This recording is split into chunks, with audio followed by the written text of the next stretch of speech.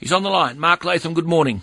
G'day, Alan. Good to be with you. Thank you for your time. Well, it's an all-out attack, isn't it? It is. I thought it was useful in this particular article to pull together the nature of the changes and list many of these ideas coming from the left that are an attack on Western civilization, an attack on the Enlightenment or the principles of reason and rationality. And when you go through the list, consolidated list, it's quite astonishing to see the extent of changes. These are alien concepts that are trying to be thrust without democratic resistance upon our society. And, you know, the list is long. Cultural appropriation, trigger warnings, anti-white racism, safe spaces, redefining words through political correctness, gender fluidity, unconscious bias, employment quotas, the rewriting of our history, and the adoption of indigenous superstitions in Australia. So you put that together in a consolidated list, and no wonder people are saying to you and me, what is happening to our country? Where are we going? You made the simple point that coming out of the Middle Ages, you said, that what did that mean? It brought us, your words, a new era of reason and scientific progress which propelled Western nations to unprecedented levels of economic development and consumer comfort and advanced health care and education, and the primitive superstitions were left behind. Well, now all that knowledge is being challenged, all the evidence of that progress is being ignored. Suddenly we're standing all that on its head. Yeah, everything is said to be fluid. You know, your normal person runs their life by observable truths. I can see something, I know it's true, that's my experience in life, they're my values, that's how I go forward. Well, the left in these institutions, right through public broadcasting, the education system, government bureaucracies, is now saying all of that observable truth is fluid. You can't take it at face value. We've got to adopt these leftist doctrines that diminish merit, diminish free speech, diminish the fair go in Australia.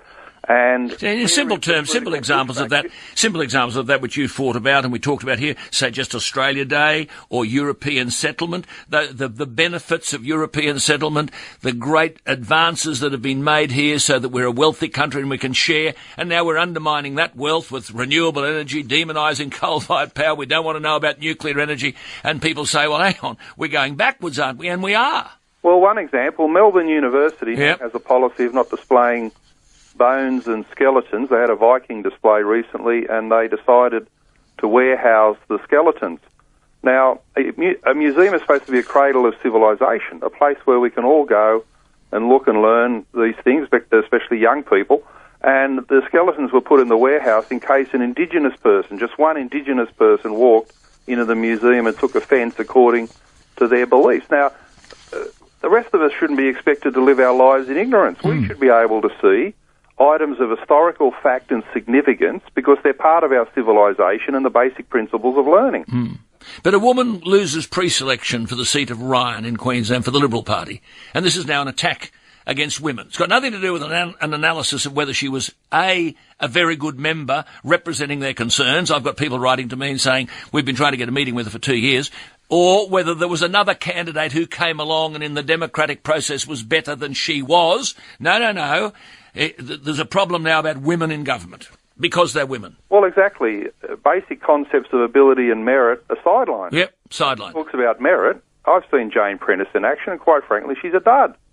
You know, she's not real good. And she's in a safe Liberal seat, Ryan, where the local people there, quite rightly, would have very high expectations about the performance of their representatives. She's never going to be a cabinet minister, and they've made a judgment they can find someone better.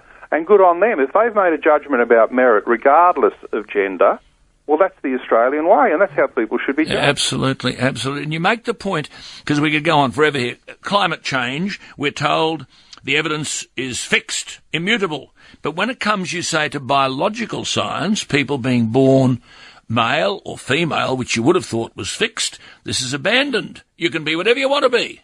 Well, that's the insidious aspect of safe schools and respectful relationship programs in our schools, trying to confuse young people by saying you can be a girl today, a boy tomorrow, and then back to being a girl. So it's very confusing. We talk about the mental health of adolescents. Well, it doesn't help them at all to inflict this kind of confusion, especially in the school environment. This is a responsibility of parents. It should have nothing to do with schools whatsoever.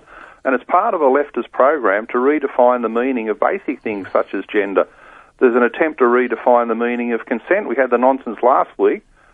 Somehow... Yes, listen to this. Go on. Somehow the pink-haired lady, in trying to relate the issue of sexual consent among adults, got into the nonsense that we need to ask our newborn baby whether before to change the nappy. Whether the baby approves, a newborn baby, whether the baby approves of having its nappy changed. Well, it's an attempt to redefine the observable truth, the common sense understanding of the word consent. I mean, common sense would say the woman's talking rubbish and you'd abandon her and consign her to the dustbin of history, wouldn't you? Well, she's on the public broadcaster. On the public broadcaster. On the ABC, and there'll be more like her in the future because they think none of these words, none of these common sense notions are fixed. They're all fluid. They're all to be revised according to leftist ideology, and our political leaders are just allowing it to run rampant. Absolutely. Good on you. And you've said...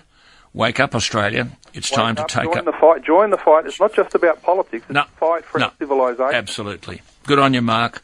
Hang in there, my friend. Thanks, Alan. Mark Latham's Outsiders.com. He says, wake up, Australia. I think. Please consider subscribing to my channel if you think there's anything there of use to you or entertainment or whatever.